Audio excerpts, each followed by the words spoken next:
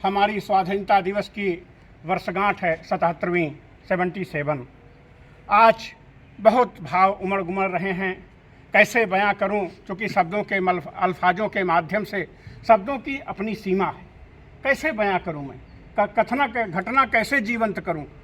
तो घटना को जीवंत करना, आद्यंत करना हमारे बस का नहीं है, लेकिन फिर भी आप लोगों का ध्यान अपनी पवित्र संस्कृति की तरफ आकृष्ट कराता हुआ मैं आगे आने वाली पीढ़ी के लिए क्या संकल्प होंगे, इसका संकल्प लिवाता हुआ इस वर्षगांठ को मना रहा हूं आप सबके बीच में। साथियों, अभी आप लोग तिरंगा देखे, हमारा तिरंगा रंग में मैं पहले बता चुका हूं।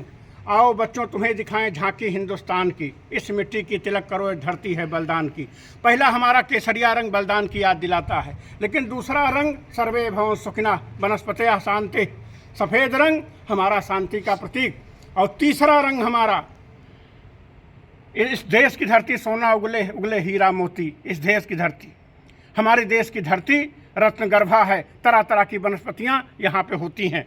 कोई ऐसी वनस्पति नहीं है कि शाकाहार में जो हमारे पूरे भारतवर्ष में ना पाई जाए।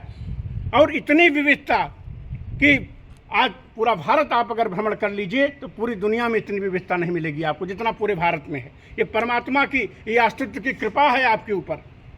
और आपसे बताऊं मैं, बीच में चक्र लगा हुआ है। चक्र है 24x7 आप लिखा देखेंगे। 24 घंटे जो हमारे दिन रात मिला के होते हैं उसके प्रतीक हैं। 24 घंटे चक्र का मतलब जो चलायमान है, जो वेदों से आया है, चरे वेद। और उसका रंग क्या है? नीला। नीला रंग काहे का प्रतीक है? गहराई का। सागर का रंग क्या है? नीला। इसी हमारी गहराई को, हमारे विराटता को, हमारी हृदय की उदारता को, क्योंकि हमारे हृदय में इतनी विराट गहराई रही, जो भी आया सबको हमने समेट लिया। आज पारसी समुदाय पूरी दुनिया में भारत में ही है, सबसे कम संख्या में है और सबसे जीवंत, सबसे योग्यतम तरीके से जीवन यापन कर रहे हैं यहाँ पे। ये हमारी जीवंतता है। लेकिन साथियों, इसी गहराई का कुछ लोगों ने लाभ उठाया और इतिहास कहने की यहाँ ज़रूरत नहीं है। कोई तोप लेके आया, कोई तलवार लेके आया, हमको गुलाम बनाया। लेकिन फिर भी एक असहजता हमारे पूर्वजों को अखरने लगी, ज़्यादा अखरने लगी, जिसके फलस्वरूप माँ भारती की बलवेदी पे बलिदान दे करके हमको आज़ादी मिली। 15 अगस्त 1947 को हम आज़ाद हो गए। मतलब हमारी देश की जनता का शासन।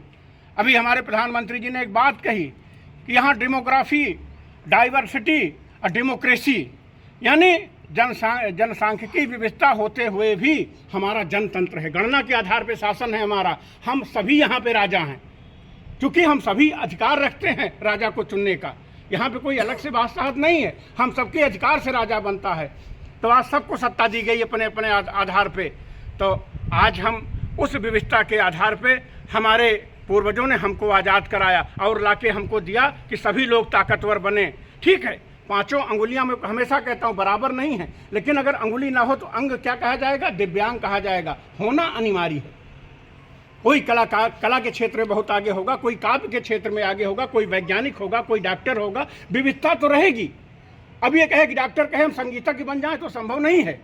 लेकिन विविधता के बाद भी एक प्रेम का धागा, प्यारे प्यारे फूल गुथे माला में एक हैं हिंद देश के जो हमारे गीत उठते हैं हमारे यहाँ।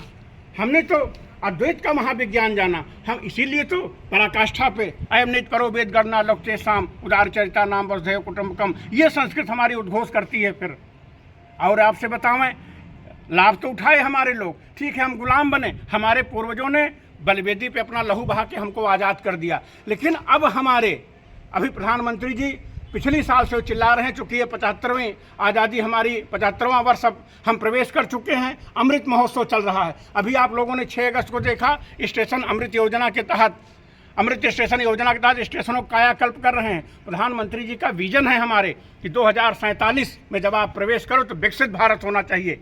ये हम लोगों का संकल्प होना चाहिए। ठीक है, हमारे पास गुलामी थी, अंग्रेजों को हटाया गया यहाँ से कि आप लोग अत्याचार हमारे ऊपर ना करो। लेकिन जब आप अपने पैर पे खड़े होना नहीं सीखते, अगर अपने आप निर्भर नहीं बनोगे तो गुलामी दूसरे स्तर पे आ जाएगी।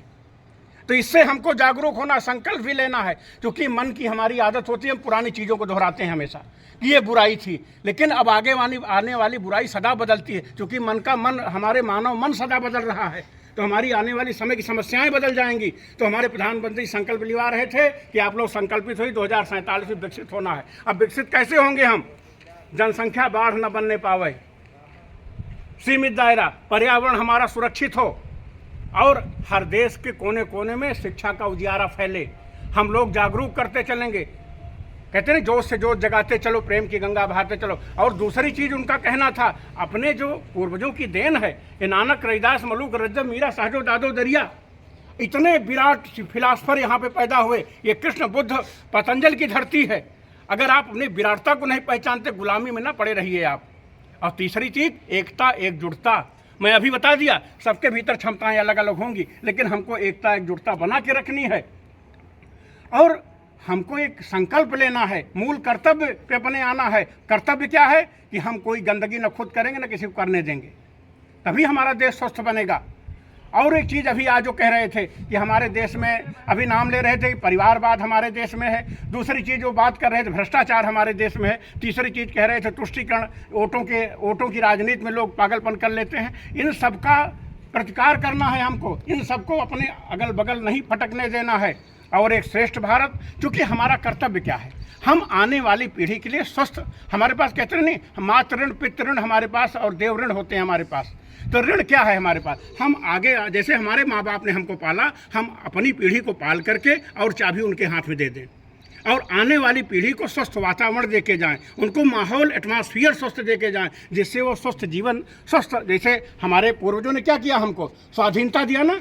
आज आज़ादी दिवस हम मना रहे हैं, खड़े होकर यहाँ पे अपना झंडा लहरा रहे हैं, तो हमारे भीतर क्या होगा कि हम आज़ादी दिवस यहाँ मना रहे हैं, जैसे वैसे हमारी आने वाली पीढ़ी हो तो वो स्वस्थ सांस ले सके, पर्यावरण उसको स्वस्थ मिले, उसको एक विकसित जीवन मिले।